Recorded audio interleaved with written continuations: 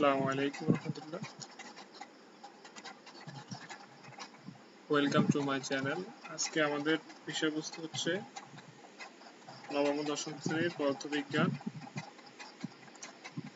পদার্থবিজ্ঞানের সবচেয়ে ছোট টাইটেল যে চ্যাপ্টার সেটা হচ্ছে গতি, মোশন। আমরা চলে যাই অধ্যায়টাতে। আসলে ফিজিক্সের বলতে গেলে সবগুলো অধ্যায়কে অ্যানালাইসিস করলে সবচেয়ে বেশি ইম্পর্টেন্ট যে অধ্যায়টা সেটা হচ্ছে গতি। 2 নম্বর অধ্যায়টা মানে খুব বেশি ইম্পর্টেন্ট কেমিস্ট্রির ক্ষেত্রে। যেমন আপনার পর্যায় সারণীটা which is very important. Since like ফিজিক্সের ক্ষেত্রেও এই অধ্যায়টা ইম্পর্টেন্স ঠিক ততটুকু, মানে বায়োলজির ক্ষেত্রে সাপোজ চতুর্থ অধ্যায়টা, কেমিস্ট্রির ক্ষেত্রেও চতুর্থ অধ্যায়টা, ফিজিক্সের ক্ষেত্রেও দ্বিতীয় অধ্যায়টা খুব বেশি ইম্পর্টেন্ট। অর্থাৎ এই অধ্যায়টার টাইটেল যতটা ছোট তার সিগনিফিকেন্ট লেভেলটা অনেক বেশি। অর্থাৎ এই অধ্যায়টার পরিধি এত বেশি যে স্টুডেন্টরা ফিজিক্সের প্রথমেই যদি গতিটা পড়ে তাহলে পাশাপাশি অন্য অধ্যায়গুলো পড়ার জন্য ইন্সপিরেশন হয়। তো এই অধ্যায়টায় ভালো করার জন্য প্রত্যেকটা টপিকস ভালোভাবে, অর্থাৎ যে জিনিসগুলো আলোচনা করা হয়েছে, ইচ ইজ এভরি লাইন, প্রত্যেকটা লাইন আমাদেরকে ভালো করে পড়তে হবে, শুরু থেকে শেষ পর্যন্ত। ঠিক আছে? অর্থাৎ একটা টপিকসও এই অধ্যায় থেকে বাদ দেওয়া যাবে না। ফিজিক্সের সবচেয়ে বেশি ইম্পর্টেন্ট অধ্যায়টা হলো মোশন। মানে তুমি যদি ফিজিক্সে ভালো করতে চাও বা পরের অধ্যায়গুলোতে যদি তুমি ভালো করতে চাও তাহলে এই অধ্যায়টা খুব বেশি লাগবে। মানে এত বেশি ভ্যালু যেটা বোঝানো যাচ্ছে না আর কি। তো যারা একদম প্রথম ক্লাস 9-এ উঠছে, একদম প্রথম এই ফিজিক্স বইটা হাতে নিছে, তারা হয়তো মনে করতেছে ফিজিক্সটা আসলে অনেক হার্ড বা difficult mathematical time. Since like আমাদের সময় এমন ছিল, অর্থাৎ আমরা মনে করতাম যে ফিজিক্সটা পুরোটাই mathematical time. Actually mathematical time, কিন্তু এই অধ্যায় থেকে 100 মার্ক পাওয়া, অর্থাৎ এই সাবজেক্টটা থেকে 100 মার্ক পাওয়া আসলে পসিবল।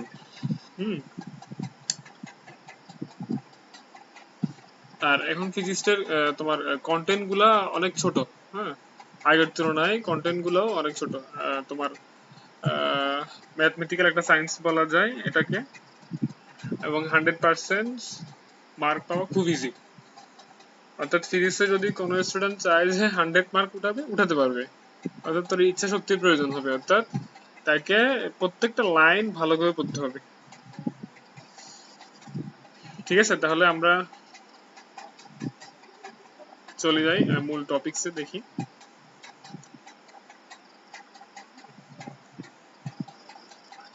প্রথমে আছে স্থিতি, গতি, এরপর হচ্ছে বিভিন্ন প্রকার গতির মধ্যে পার্থক্য, স্কলার ও ভেক্টর রাশি।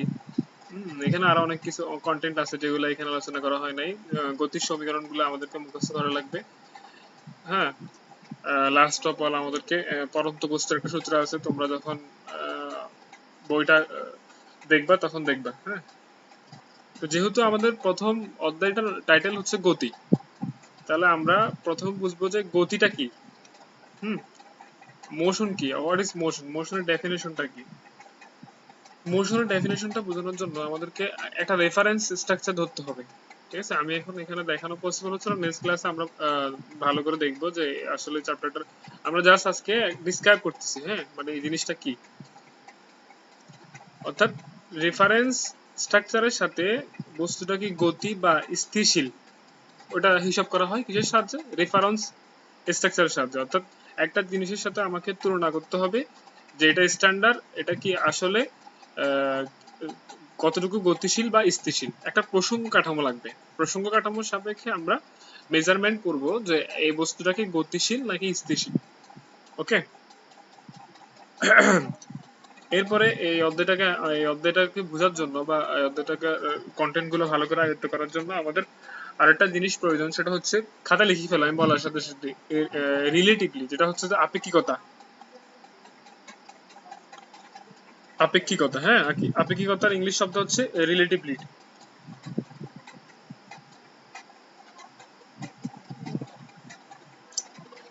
অর্থাৎ কোনো বস্তুকে আমাকে যাচাই বাছাই করার জন্য প্রথমে একটা প্রসঙ্গ কাঠামো লাগবে। তাহলে প্রসঙ্গ কাঠামোটা কি, এটা আশা করি ক্লিয়ার হয়ে গেল। যেটা হচ্ছে রেফারেন্স স্ট্রাকচার, মানে ওইটাকে স্ট্যান্ডার্ড করে আমরা একটা বস্তুকে গতি না স্থিতিশীল সেটা বুঝতে পারবো অথবা মেজার করতে পারবো। ঠিক আছে, এরপরে হচ্ছে তোমার ওই বস্তুটা কি গতিশীল না স্থিতিশীল এটা মেজারমেন্ট করাকে কি বলে, আপেক্ষিকতা বলে বা রিলেটিভিটি বলে। ঠিক আছে, আর রিলেটিভলি মানে হচ্ছে তোমার ওই স্পেসিফিক ভাবে কাজ, সময়, পাত্র ভাবে ওই সময়টাতে যে জিনিসটা, অর্থাৎ যে জিনিসটা which is objective is visible. Okay, তোমার ওই ভিজিবল জিনিসটাকে ইনভিজিবল করে, সেটাই হচ্ছে আপেক্ষিক। ঠিক আছে, আর আপেক্ষিক নিয়ে আমার একটা আলাদা একটা কন্টেন্ট ভিডিও আছে, সেটা দেখে নিবা। সেটা দেখে নিলে তোমার ক্লিয়ার হবে। অর্থাৎ যে জিনিসটাকে তোমার সায়েন্টিফিক ভাবে প্রুভ করে কোয়ান্টিটি করা হয় সেটাই হচ্ছে তোমার কি আপেক্ষিক। এরপরে তোমার কোয়ান্টিটি করে নেক্সট অফ ফর দ্য লেভেলে নিয়ে যাওয়া হয়, সেটাই হচ্ছে তোমার কি আপেক্ষিক। ইন দ্যাট কেস রিলেটিভটা শব্দটা আগে তোমাকে বুঝতে হবে, রিলেটিভিটা কি। আর আপেক্ষিকতা, দ্যাট মিনস রিলেটিভ আপেক্ষিকতা, অর্থাৎ কোনো নির্দিষ্ট সময়, নির্দিষ্ট কালে, স্থান, কাল, পাত্র ভেদে যে ডাটা বা যে ইনফরমেশন গুলা অথবা যে জিনিসটা আমরা পাই, ওকে, দেয়ার ইজ রিলেটিভিটি, অর্থাৎ সেটাই হচ্ছে তোমার কি আপেক্ষিকতা। তাহলে আমরা এখান থেকে দুইটা জিনিস শিখলাম, একটা হচ্ছে রেফারেন্স স্ট্রাকচার আর একটা হচ্ছে কি আপেক্ষিকতা। Reference structure most of the important topics. তুমি রেফারেন্স স্ট্রাকচার না বুঝলে স্থিতি আর গতি কি এটা কোয়ান্টিটি করা পসিবল না। ঠিক আছে, অর্থাৎ আমি যদি বলি সাপোজ একটা বস্তু সাপেক্ষে আরেকটা বস্তু গতিশীল, মানে সাপোজ তুমি স্কুলে যাওয়ার সময় যখন বাসের জন্য দাঁড়াও, তখন বাসটা যে চলে যাচ্ছে তোমার সামনে দিয়ে, তাহলে তুমি তো স্থির, বাসটা গতিশীল, তুমি দেখতেছো বাস চলে যাচ্ছে। আবার বাসে থাকা ব্যক্তির জন্য বাসে থাকা ব্যক্তিটা স্থির, তুমি গতিশীল। ঠিক আছে, কিন্তু তোমরা দুইজনে যদি বাসে থাকো, তখন কিন্তু একজনের সাপেক্ষে আরেকজন কি স্থির, কারণ একজনের সাপেক্ষে আরেকজনের অবস্থানটা পরিবর্তন হচ্ছে না। ওকে, অর্থাৎ ট্রেনে থাকা অথবা বাসে থাকা রানিং যে চলমান, হ্যাঁ চলমান দুইজন ব্যক্তি, একজনের সাপেক্ষে একজন কি একেবারে স্থির, কারণ ওই ব্যক্তির সাপেক্ষে এই ব্যক্তিটা একেবারে এক জায়গায় আছে, তাদের স্পেসের কোনো কি হয়নি, পরিবর্তন হয় নাই। কিন্তু পাশে যে ব্যক্তিটা দাঁড়াই আছে বা যে ব্যক্তিটা বাসের জন্য বা গাড়ির জন্য ওয়েট করতেছে, সেই ব্যক্তিটা কিন্তু তোমার সাপেক্ষে স্থির, আর ওর সাপেক্ষে তুমি হচ্ছে কি সরি, ওর সাপেক্ষেও তুমি গতিশীল, তোমার সাপেক্ষে ও কি গতিশীল। ক্লিয়ার? অর্থাৎ চলমান বাসে চলমান দুইজন ব্যক্তির সাপেক্ষে দুইজন ব্যক্তি স্থির, কিন্তু বাসে চলন্ত ব্যক্তি আর দাঁড়িয়ে থাকা ব্যক্তির সাপেক্ষে দুইজনের সাপেক্ষে দুইজনেও কি গতিশীল। ঠিক আছে, অর্থাৎ রেফারেন্স স্ট্রাকচারটা হচ্ছে তোমার যার সাপেক্ষে তুমি কোনো একটা বস্তুর গতিশীল বা স্থিতিশীল বুঝতে পারবা বা যাচাই করতে পারবা, সেটাই হচ্ছে তোমার প্রসঙ্গ কাঠামো বা রেফারেন্স স্ট্রাকচার, যেটার সাহায্যে তুমি কোয়ান্টিটি করবা। ওকে, তাহলে এখন আমাকে প্রশ্ন আসতে পারে স্থিতি কাকে বলে, তাহলে আমি বলতে পারবো না যে কোনো একটি প্রসঙ্গ কাঠামোর সাপেক্ষে যদি বস্তুর অবস্থান পরিবর্তন না হয় তাহলে হচ্ছে সেটা স্থিতি। আর গতিশীল হচ্ছে প্রসঙ্গ কাঠামোর সাপেক্ষে যদি কোনো বস্তু গতিশীল মনে হয় বা গতিশীল হয় বা অবস্থানের পরিবর্তন হয়, তাকে কি বলে, গতি বলে।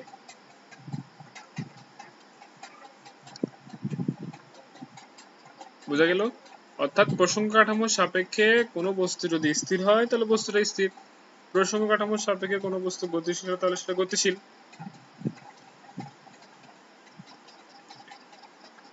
এখানে এরকম একটা প্রশ্ন আসতে পারে যে পৃথিবীতে সকল বস্তুই আপেক্ষিক বা সকল বস্তু আপেক্ষিক, কোনোটাই পরম নয়, অর্থাৎ কোনো বস্তুই কি নয় পরম নয়, আবার কোনো বস্তুই আপেক্ষিক নয়। অর্থাৎ তুমি কোনো কিছুকেই পরম পরম ধরা যাবে না 100%, হ্যাঁ, আবার কোনো কিছুকে 100% অর্থাৎ স্থির বলা যাবে না। ঠিক আছে, অর্থাৎ আমি যদি এখন বলি যে আমি যে ল্যাপটপে এখন তোমাদেরকে ক্লাস করাচ্ছি, এই ক্যামেরাটা একদম স্থির, উইচ ইজ ট্রু, বাট কিন্তু তুমি যদি লজিক্যালি সাইন্টিফিক ভাবে আসো যে এই ল্যাপটপটা তোমার আপাত দৃষ্টিতে স্থির, কিন্তু পৃথিবী তো সূর্যের চারপাশে এত জোরে পরিভ্রমণশীল, ঠিক আছে, যে বা আবর্তনশীল, যে পৃথিবীর উপর সকল বস্তুগুলা কি সূর্যের সাপেক্ষে গতিশীল। তাহলে কি ল্যাপটপটা গতিশীল না স্থিতিশীল? অবশ্যই স্থির। আবার তোমার যদি এটা ধরা হয় যে পৃথিবীর মতো কোনো গ্রহ যদি গ্যালাক্সির সাপেক্ষে ঘোরা হয় বা অন্য কোনো অরবিটালে ঘোরা হয়, তাহলে এদের সাপেক্ষে ওই গ্যালাক্সির গ্রহের সাপেক্ষে পৃথিবী গ্রহটা স্থির। বুঝা গেল? অর্থাৎ কোনো কিছুকে তুমি পরম, একদম পরম বা 100% স্থির, 100% গতিশীল বলতে পারবা না। ঠিক আছে? অর্থাৎ আমরা একটা স্পেসিক্যালি বা অর্থাৎ একটা বেস ধরে ওটাকে স্থির বা গতিশীল বলি ওই সময় বা ওই স্থান পাত্র কাল ভেদে ওই সময়ের জন্য আমরা ওটাকে কি বলি? স্থির বা গতিশীল বলি। ওকে, এরপরে আমরা যদি আসি যে গতি কয় ধরনের হতে পারে, তাহলে আমরা বলতে পারি যে বইতে যখন দেখবা রৈখিক গতি, ঠিক আছে, তারপরে হচ্ছে তোমার লিনিয়ার মোশন যেটাকে বলা হয় রৈখিক গতি, মানে যেটা হচ্ছে তোমার একটা সোজা রোডের মধ্যে দিয়ে একটা গাড়ি চলতেছে, সেটা হচ্ছে তোমার কি রৈখিক গতি। একদম সোজা স্ট্রেট বরাবর যেটা যাবে সেটা হচ্ছে তোমার কি সরল রৈখিক গতি বা লিনিয়ার গতি বলা যাবে। এরপরে তোমাদের বইতে যেটা আছে টপিকসে ঘূর্ণন গতি। ঘূর্ণন গতি কি? ঘূর্ণন গতি হচ্ছে সাপোজ আমাদের পৃথিবীর যে গতিটা এটা হচ্ছে তোমার কি ঘূর্ণন গতি। হ্যাঁ, যে সার্কুলার যে মোশনটা আছে পৃথিবীর গতি বা ফ্যান যেটা ঘুরে সেটা হচ্ছে তোমার কি ঘূর্ণন গতি, বা বৈদ্যুতিক মোটর যেভাবে ঘুরে সেটাও তোমার কি ঘূর্ণন গতি, বা দণ্ডাকার চুম্বকের যে গতি সেটা হচ্ছে তোমার কি সার্কুলার মোশন। সো ঘূর্ণন গতির ডেফিনেশনটা ভেরি ইজি। এরপরে আসো আমরা ট্রান্সলেশনাল মোশন যেটা চলন গতি, which is চলন ট্রান্সলেশনাল মোশন যেটা, অর্থাৎ অর্থাৎ এটার আরেকটা তোমার ডেফিনেশন আছে একদম সহজ যে ডেফিনেশনটা সেটা হচ্ছে যে কোনো বস্তুর গতিকেই তোমার কি বলে? চলন গতি বলে। সেটা হতে পারে সরল গতি, সরলরৈখিক গতি, ঘূর্ণন গতি, যে কোনো গতি হতে পারে, মানে যে কোনো গতিকেই তোমার কি বলে? চলন গতি বলে। ওকে, এরপরে আসো তোমার পর্যাবৃত্তগত যে পেরিয়ডিক মোশন যেটা, আর হচ্ছে হারমোনিক মোশন স্পন্দন গতি। পর্যাবৃত্ত গতি এবং স্পন্দন গতির ভিতরে একটা সুন্দর পার্থক্য আছে।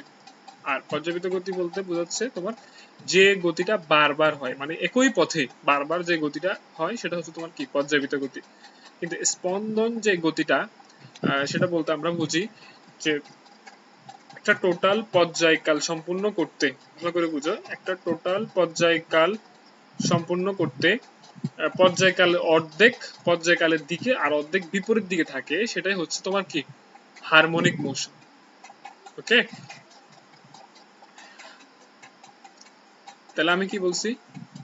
হারমোনিক যে মোশনটা সেটা হচ্ছে স্পন্দন গতি একটা পর্যায়কাল সম্পূর্ণ করার সময় যদি তার গতির অর্ধেক সময় একদিকে বাকি অর্ধেক সময় আরেক দিকে থাকে, তখন সেটা হচ্ছে তোমার কি স্পন্দন গতি। যেটা হচ্ছে সরল দোলকের গতি, যেটা স্পন্দন গতি বা দোলনার গতিটা, এখানে তোমার একটা পর্যায় সম্পূর্ণ করতে সাপোজ তুমি এখান থেকে ধাক্কা দিলা এটাকে, তো 5 সেকেন্ড হলে 2.5 সেকেন্ড এদিকে থাকবে, 2.5 সেকেন্ড আবার ব্যাক থাকবে। ওকে, এটা হচ্ছে তোমার কি হারমোনিক মোশন। আবারও বলি, অর্থাৎ একটা দোলন, তুমি যদি এটাকে ভালো করে বুঝতে চাও তাহলে একটা দোলনের অর্ধেক সময় দোলনের দিকে, বাকি অর্ধেক সময় দোলনের বিপরীত দিকে থাকে, এই ধরনের যে গতিগুলা বা মোশন সেটাকে তোমাকে বলা হয় সিম্পল হারমোনিক মোশন। আর পর্যায়বৃত্ত গতি যেটা সেটা হচ্ছে তোমার একই পথে তোমার কি থাকবে গতিশীল, মানে সাপোজ ফ্যানের গতি যেটা, এটা একটা নির্দিষ্ট জায়গা থেকে গতি শুরু করে আবার ওই তোমার জায়গাতে এসে থামে, ঠিক আছে, এজ লাইক হৃৎপিণ্ডের যে গতিটা সেটা হচ্ছে তোমার কি পর্যায়বৃত্ত গতি, বা শত স্পন্দন যে গতিগুলা সেটা হচ্ছে পর্যায়বৃত্ত গতি। তাহলে এখান থেকে আমরা কি বলতে পারি? এখান থেকে একটা প্রশ্ন আসতে পারে যে সকল স্পন্দন গতি মানে পর্যাবৃত্ত গতি, কিন্তু সকল পর্যাবৃত্ত গতি স্পন্দন গতি না, কারণ পর্যাবৃত্ত গতি তো একটা নির্দিষ্ট কাল সময় অতিক্রম করে পর্যায়কালের বিপরীত দিকে আবার আসে না, ব্যাক আসে না, ঠিক আছে, তাহলে এটা হচ্ছে তোমার কি স্পন্দন গতি হতে পারে না। তাহলে সকল স্পন্দন গতি পর্যাবৃত্ত গতি হতে পারে, কিন্তু সকল পর্যাবৃত্ত গতি স্পন্দন গতি হতে পারে না। ওকে,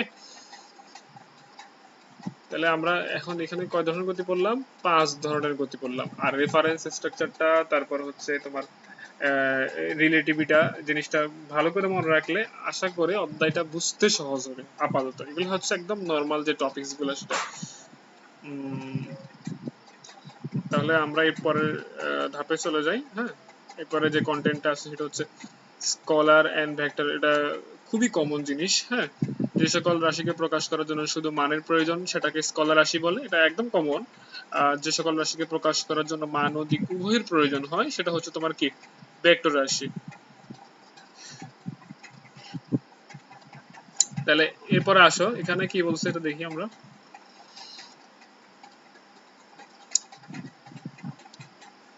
স্কলার রাশির একটা উদাহরণ দেওয়া যাক। সাপোজ সরণ, সরণ একটা স্কলার রাশি। কারণ সরণ যদি তুমি বলো যে 2 মিটার বা 5 মিটার, তাহলে 2 মিটার বলতে একটা মান দেওয়া আছে, কিন্তু এখানে তো তোমার কি দেওয়া নাই, একটা ডিরেকশন দেওয়া নাই বা দিক দেওয়া নাই।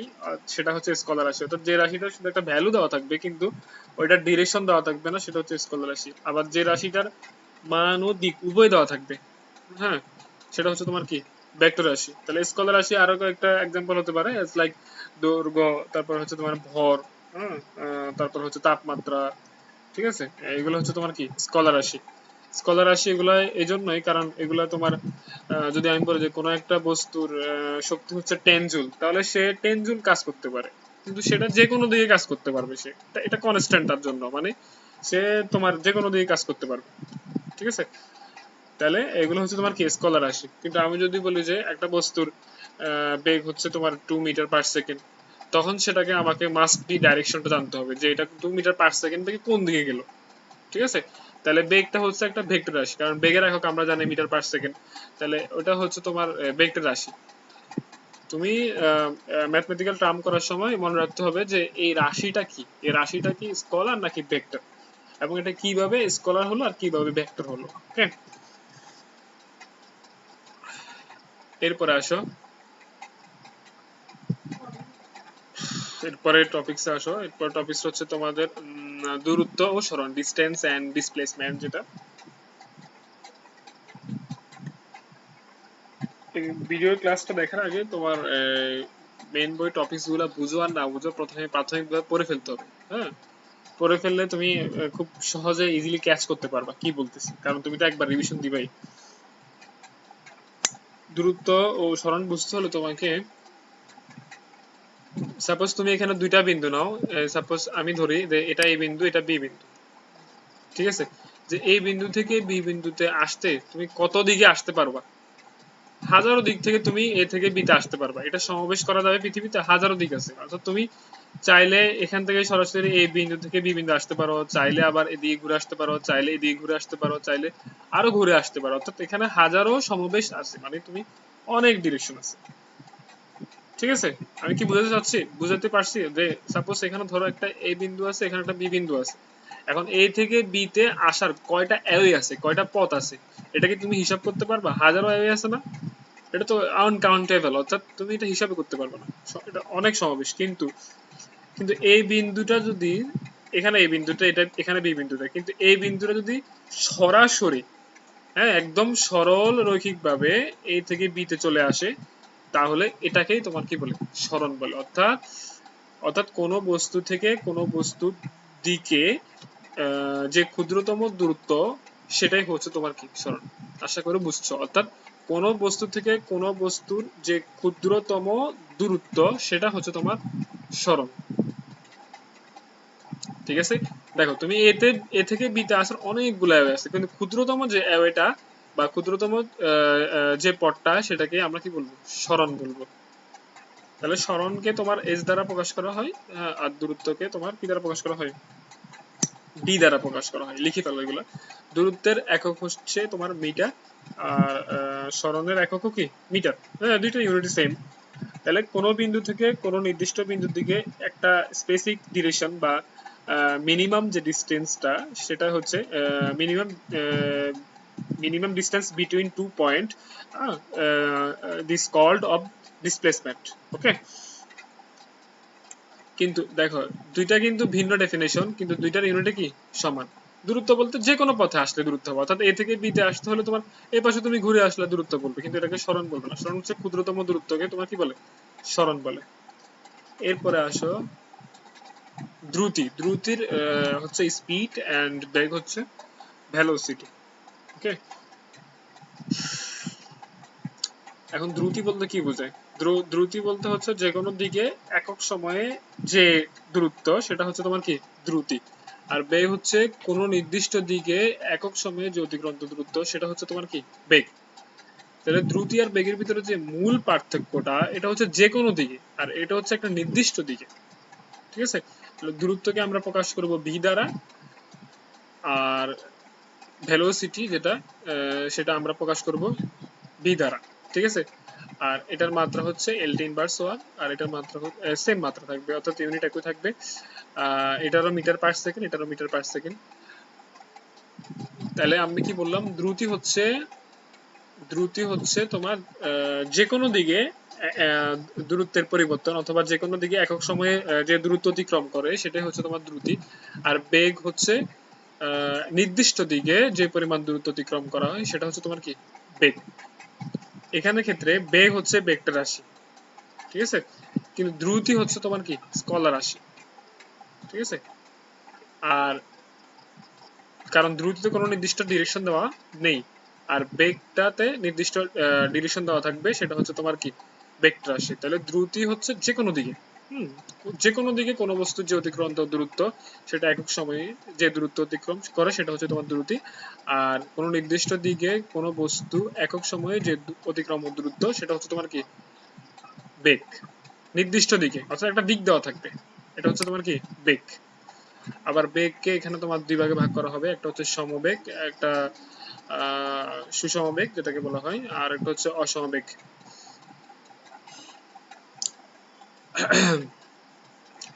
সুষমবেগ কি? সুষমবেগ হচ্ছে কোন বস্তুর গতি যদি প্রতি সেকেন্ডে একই রকম হারে অতিক্রান্ত দূরত্বটা হয় সেটা হচ্ছে তোমার কি সুষমবেগ। আর কোন বস্তুর দূরত্ব যদি একক সময়ে তোমার অতিক্রম দূরত্বের পরিবর্তন হয় সেটা হচ্ছে কি অসমবেগ। ঠিক আছে, সুষম বেগের গ্রাফটা একদম স্ট্রেট লাইন, মানে এদিকে সাপোজ এক্স ধরলে এদিকে ওয়াই ধরলে বেগটা একদম স্ট্রেট বরাবর উপরে উঠবে। ঠিক আছে, আর অসম বেগ যেটা সেটা তুমি সাপোজ এদিকে সময় ধরো এদিকে বেগ ধরো, সময়ের সাথে সাথে বেগের পরিবর্তন কার্ভ আকারে হবে, অর্থাৎ একবার বাড়বে একবার কমবে, একবার ইনক্রিজ আবার ডিক্রিজ প্রতিবার। ওকে, অর্থাৎ তোমার অসম বেগের গ্রাফটা হচ্ছে তোমার যে কোনো ভাগ হতে পারে, কিন্তু সুষম বেগের একটা আমরা প্রাকৃতিক উদাহরণ দিই যে শব্দের বেগ হচ্ছে একটা সুষম বেগ। ঠিক আছে, এটা একদম স্পেসিক্যালি টেম্পারেচারে তোমার একটা স্পেসিফিক থাকে। ঠিক আছে, সাপোজ ধরো 0°C 32 সেকেন্ড থাকে, উইচ ইজ ভেরি ফিক্সড থাকে। ঠিক আছে, আবার টেম্পারেচার বাড়লে বা অ্যানাদার ইস্যু, সেটা বাড়তে কমতে পারে, কিন্তু এটা একটা ফিক্সড থাকে মানটা। ঠিক আছে, শব্দের বেগ কতটুকু হবে। ওকে, তাহলে আমরা বললাম কি বেগ দুই প্রকার, সুষম আর একটা কি অসম।